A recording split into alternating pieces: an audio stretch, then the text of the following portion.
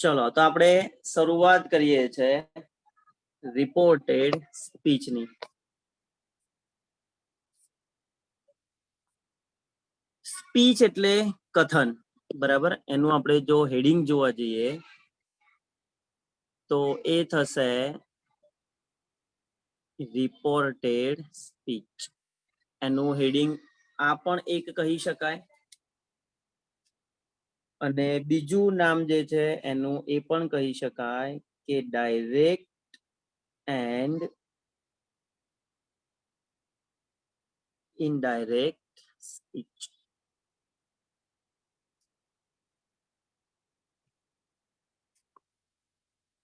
Direct એટલે એને કહેવાય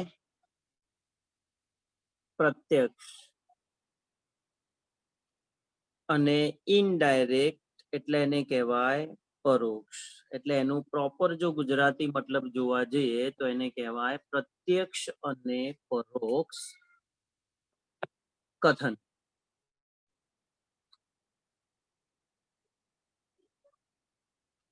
તો પહેલો આપણે મતલબ જોઈએ છે એ છે ડાયરેક્ટ સ્પીચ. પ્રત્યક્ષ એટલે સીધું, વચ્ચે કોઈ અડચણરૂપ ન આવે એ. સપોઝ તમે અત્યારે હાલ આઈપીએલ જે લાઈવ મેચ જુઓ છો તો એ છે ડાયરેક્ટ, અને એના પછી જે હાઈલાઇટ આવે છે તો એને કહેવાય ઇનડાયરેક્ટ સ્પીચ સાદી ભાષામાં. સેકન્ડ, 8:30 વાગે તારક મહેતાનો જે ફ્રેશ એપિસોડ આવે છે તો એને કહેવાય લાઈવ, અને એના પછી જે રિપીટ ટેલિકાસ્ટ આવે છે એ બધા એપિસોડને આપણે કહી શકાય પરોક્ષ મતલબ ઇનડાયરેક્ટ.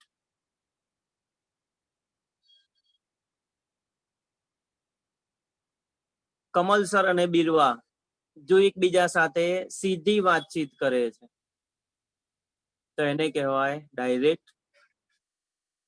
પરંતુ કમલ સર અને બિરવા વચ્ચે થયેલી વાતચીતને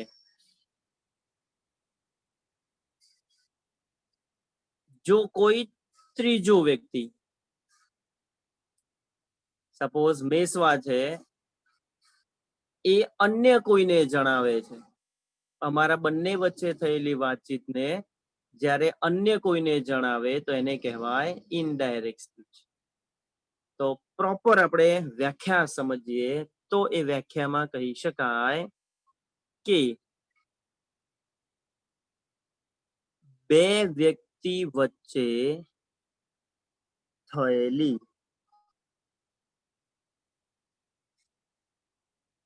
પરસ્પરની વાતચીત હોય કે પછી કોઈ સંવાદને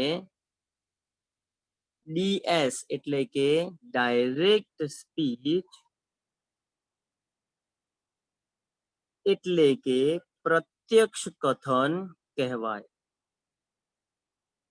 સામાન્ય ભાષામાં સીધો સંવાદ. જો એની ડિટેલ્સમાં વ્યાખ્યા જોઈએ થોડીક તો લખી શકાય કે કોઈક દ્વારા થયેલી વાતચીત કે કથન અથવા તો સંવાદને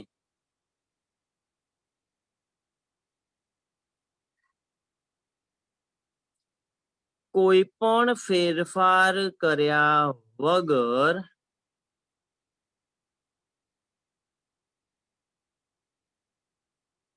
એના એ જ શબ્દોમાં ફરીથી વ્યક્ત કરવામાં આવે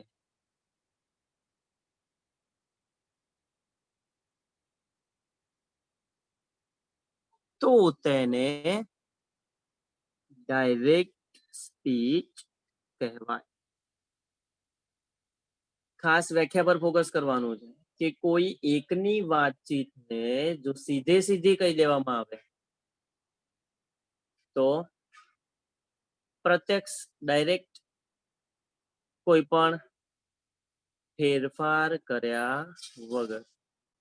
એનો એ જ શબ્દમાં કહેવામાં આવે તો એ થાય ડાયરેક્ટ સ્પીચ. હવે ઇનડાયરેક્ટ સ્પીચની વ્યાખ્યા જોઈએ ડિટેલ્સમાં. તો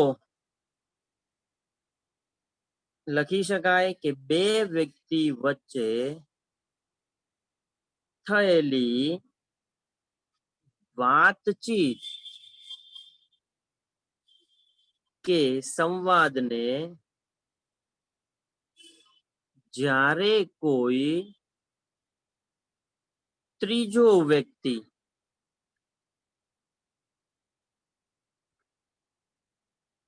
પોતાની રીતે રજૂ કરે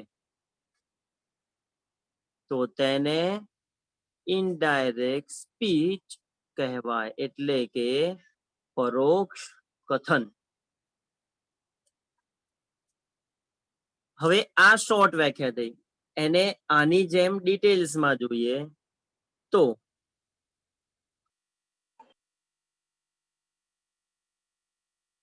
કોઈક દ્વારા થયેલી વાતચીત કે કથનને સમય, સ્થળ, વ્યક્તિની જાતિ, કાળ વગેરેને ધ્યાનમાં લઈને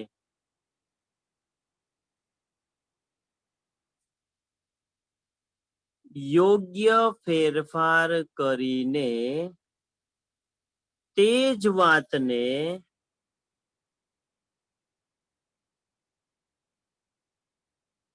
ફરીથી રજૂ કરવામાં આવે તો તેને ઇનડાયરેક્ટ સ્પીચ કહેવાય. તો અહીંયા આપણી જે વ્યાખ્યા જે છે એનું એક્સપ્લેનેશન છે અહીંયા શું કરીએ છીએ આપણે કમ્પ્લીટ. હવે સમજવાનું શું કે જ્યારે હું અને બીરવા એટલે કે કમલ સર અને બીરવા બંને સીધે સીધા વાતચીત કરતા હોઈએ, સપોઝ કમલ સર એવું કહે કે આઈ એમ કમલ, બીરવા એવું કહે કે આઈ એમ બીરવા, કમલ એવું કહે કે ભાઈ I am a teacher, Birva એવું કહે કે આઈ am a student, Kamal sir એવું કહે કે ભાઈ આઈ ટીચ ઇંગ્લિશ, બીરવા એવું કહે કે ભાઈ આઈ લર્ન ઇંગ્લિશ. તો અમે બંને સામસામે વાત કરીએ છીએ તો એ થશે ડાયરેક્ટ સ્પીચ. તો કે ભાઈ ઇનડાયરેક્ટ કોને કહેવાય? તો હવે એ વસ્તુ ખાસ સમજજો. ડાયરેક્ટ એ ઈઝી છે, ઇનડાયરેક્ટ અઘરું છે. તો કમલ સર અને બીરવા વચ્ચે થયેલી વાતચીત, સપોઝ બેઝ ક્લાસમાં અમારા બંને દ્વારા વાતચીત થાય છે અને મેસવા એને સાંભળે છે. મેસવા ઘરે જઈને એના મધર, ફાધર, બ્રધર કે સિસ્ટરની જ્યારે અમારા બેની વાતચીત રજૂ કરશે ત્યારે મેસવા એવું નહીં કે ભાઈ I am Kamal, I am Birba, I am a teacher, I am a student. Meswa છે શિક્ષક, મેસવા વિદ્યાર્થી છે? ના. તો એની અંદર મેસવા સમય, સ્થળ, વ્યક્તિની જાતિ, મેસવા કમલ સર કે બીરવા નથી, એમાં રજૂ કરેલો કાળ એ બધામાં શું કરવાનો? યોગ્ય ફેરફાર. અને એ ચેન્જ કરીને વાત કરે તો એને કહેવાય ઇનડાયરેક્ટ સ્પીચ. જેમ કે મેસવા એવું કે he was a teacher, she was a student.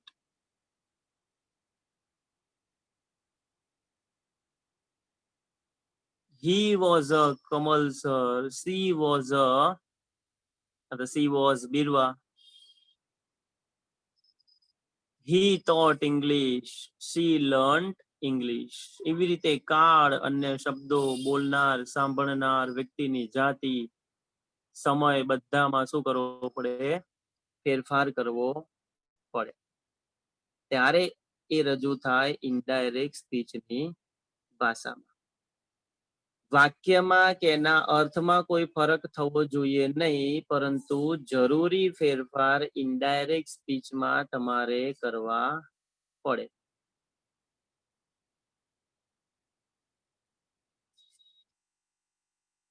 કયા ફેરફાર? તો પહેલા આપણે જોઈએ છે ડાયરેક્ટ સ્પીચના ભાગો. તો પહેલા ડાયરેક્ટ સ્પીચ શું છે તમારે સમજવું પડે.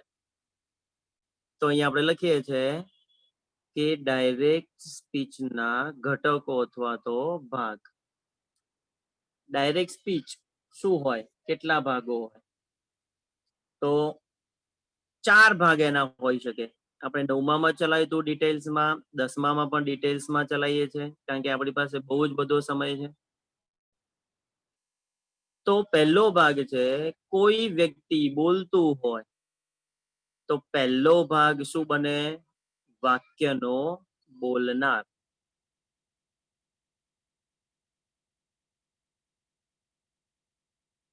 કમલ સર બોલે છે તો સામે બીજી બાજુ કોઈ સાંભળનાર છે, તો એનો ત્રીજો ભાગ આપણે લખીએ એ થશે સાંભળનાર. કેમ કે કોઈ વ્યક્તિ એકલો તો બોલે જ નહીં, બક બક તો કરે જ નહીં, સામે સાંભળનાર જોઈએ. તો બોલનાર ને સાંભળનાર 2 ભાગ થયા. હવે બોલનાર મતલબ કમલ સર છે કે બીરવા છે, એ કયા ક્રિયાપદમાં બોલે છે?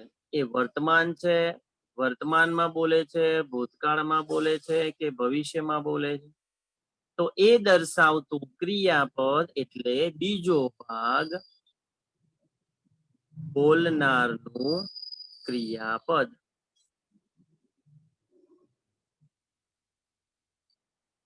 અને ચોથો ભાગ કે કોઈ વ્યક્તિ બોલે છે તો એનું વિધાન તો હોય. જેમ કે કમલ સર બોલ્યા હતા કે ભાઈ I am Kamal sir, I taught English, I am an English teacher.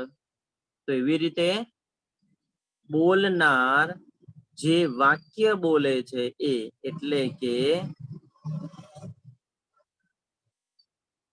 બોલાયેલું વિધાન, એટલે કે બોલાયેલું વાક્ય, એ થશે આપણો ચોથો ભાગ. એને જો અંગ્રેજીમાં સમજીએ તો બોલનારને આપણે કહી શકાય રિપોર્ટર અથવા તો સ્પીકર. બોલનારનું ક્રિયાપદ એટલે એને કહી શકાય રિપોર્ટિંગ વર્બ. સાંભળનાર છે એને આપણે કહીશું લિસનર. અને બોલાયેલું વિધાન એટલે કે આપણા પાઠનું હેડિંગ, એને કહેવાય રિપોર્ટેડ સ્પીચ. આ ચારે ચારને આપણે જો શોર્ટ ફોર્મ આપીએ તો આના માટે કહી શકાય આર અથવા તો એસ. આના માટે આરવી રિપોર્ટિંગ વર્બ. આના માટે લિસનર એલ. અને અહીંયા રિપોર્ટેડ સ્પીચ એટલે કે આર એસ.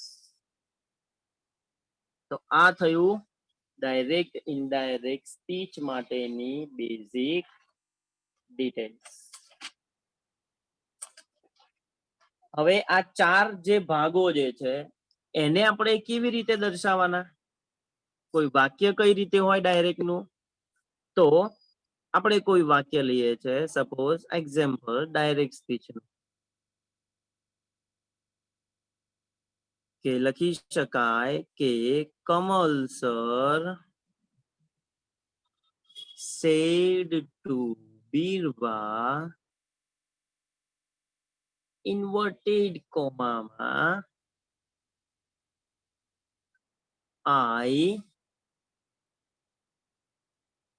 Teach English.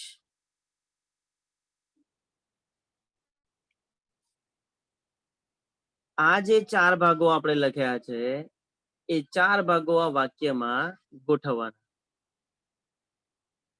તો એ થયું ડાયરેક્ટ સ્પીચનું. જેમ કે પહેલું વાક્યનો બોલનાર કોણ છે? કમલ સર. તો એ થશે રિપોર્ટર અથવા તો સ્પીકર. ચલો સાંભળનાર કોણ છે? બીરવા. તો એ થશે આપણા લિસનર.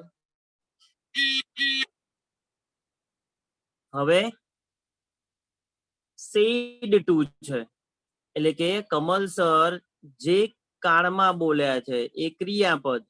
સપોઝ અહીંયા ક્રિયાપદ કયું છે? સેડ ટુ એટલે ભૂતકાળનું લીધું છે મેં. તો આ જે વસ્તુ થયું બોલનાર સાંભળનાર બંનેની વચ્ચે રિપોર્ટિંગ વર્બ. અને કમલ સર કયું વાક્ય બોલ્યા?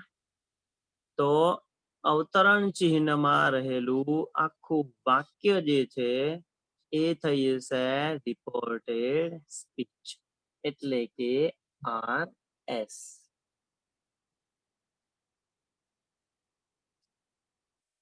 તો આવી રીતે હોય ડાયરેક્ટ સ્પીચની રચના. બોલનાર, બોલનારનું ક્રિયાપદ, સાંભળનાર અને બોલનારનું વાક્ય એટલે કે બોલાયેલું વિધાન. હવે અહીંયા ડાયરેક્ટ વાક્ય છે કે કમલ સરે સીધે સીધું બીરવાને આવું વાક્ય કહ્યું છે. તો આને ઇનડાયરેક્ટ માં ફેરવવું હોય તો શું થાય? ઉપર વ્યાખ્યા પ્રમાણે ચેન્જ કરવું પડે બધામાં. તો સ્ટાર્ટ કરીએ કે બોલનાર એમના એમ એટલે કે કમલ સરનું કમલ સર એમના એમ. અહીંયા રિપોર્ટિંગ વર્બમાં ફેરફાર કરવાનો છે. સેડ ટુ નું થઈ જશે ટોલ્ડ. હમણાં હું તમને નિયમ લખાવીશ. સાંભળનાર જે છે એ એમના એમ બીરવા. હવે ઇનડાયરેક્ટ સ્પીચમાં ફેરવવું હોય તો આ અવતરણ ચિહ્નને દૂર કરવા પડે અને વાક્યને જોડવા માટે વપરાય that. કમલ સરે બીરવાને કહ્યું કે, તો અહીં જે એ કે વપરાય છે that. અહીં ડાયરેક્ટ કમલ સરે બીરવાને કહ્યું હું અંગ્રેજી ભણાવું છું. તો આ થયું ડાયરેક્ટ. હવે ઇનડાયરેક્ટમાં કમલ સરે બીરવાને કહ્યું કે તે અંગ્રેજી ભણાવતા હતા. કેમ? કે અત્યારે તમે 22 કે 21 જણા છો. એ કમલ સર કે બીરવા નથી, તમે થર્ડ પર્સન થયા છો. તમે નથી કમલ કે તમે નથી બીરવા. તો એ પ્રમાણે તમારે ચેન્જ કરવું જોઈએ. એટલે વાક્યને જોડવા that. હવે અહીં આઈ એટલે કોણ? કમલ સર. તો તમે કમલ સર નથી તો પ્રમાણે ફેરફાર કરવો પડે. તો આઈ નું આપણે નિયમ હું લખાઈશ એ પ્રમાણે થઈ જાય. કમલ સર પુરુષ એટલે ઈ. આપણો ફેરફાર થયો જાતિમાં.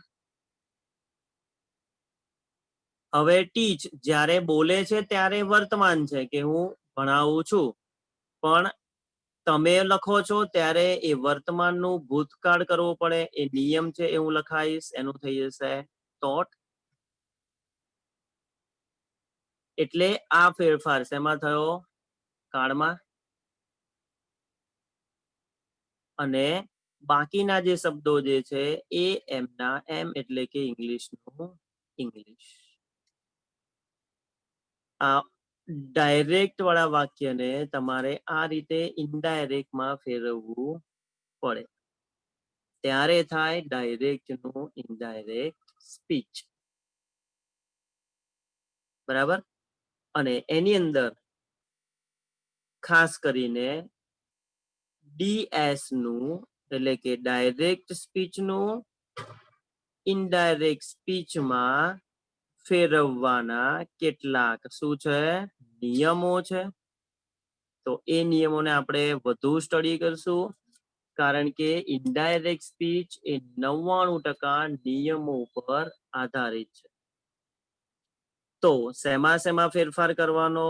તો પહેલો ફેરફાર આવશે એના રિપોર્ટિંગ વર્બમાં. બીજો ફેરફાર આવશે જ્યાં પણ ક્રિયાપદ છે વાક્યમાં ત્યાં.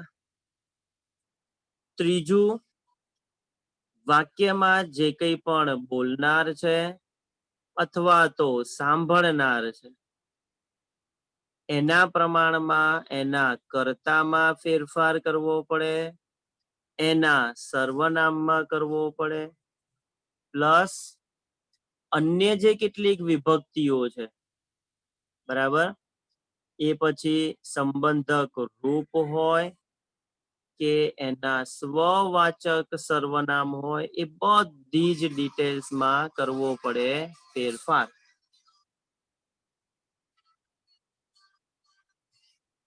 નેક્સ્ટ આવશે કાળ પ્રમાણે અન્ય શબ્દોમાં ફેરફાર. એટલે અહીં ક્રિયાપદ અને કાળ આપણે બંને ભેગું લઈ લઈએ તો પણ ચાલે. એટલે આવા 4માં જો તમે ફેરફાર કરો તો તમે સરળતાથી ઇનડાયરેક્ટ સ્પીચમાં ફેરવી શકો.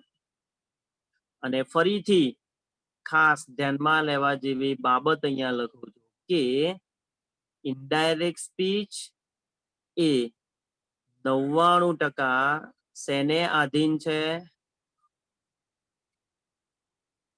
નિયમોને આધીન. જ્યારે 1% એ આપણી સમજણ શક્તિનો શું કરવાનો છે? ઉપયોગ. આપણી બુદ્ધિનો ઉપયોગ 1% કરવાનો છે. બાકી 99% જો નિયમો તમને આવડતા હોય તો ઝડપથી સરળતાથી તમે ચેન્જ કરી શકો. કમ્પ્લીટ? ફિનિશ.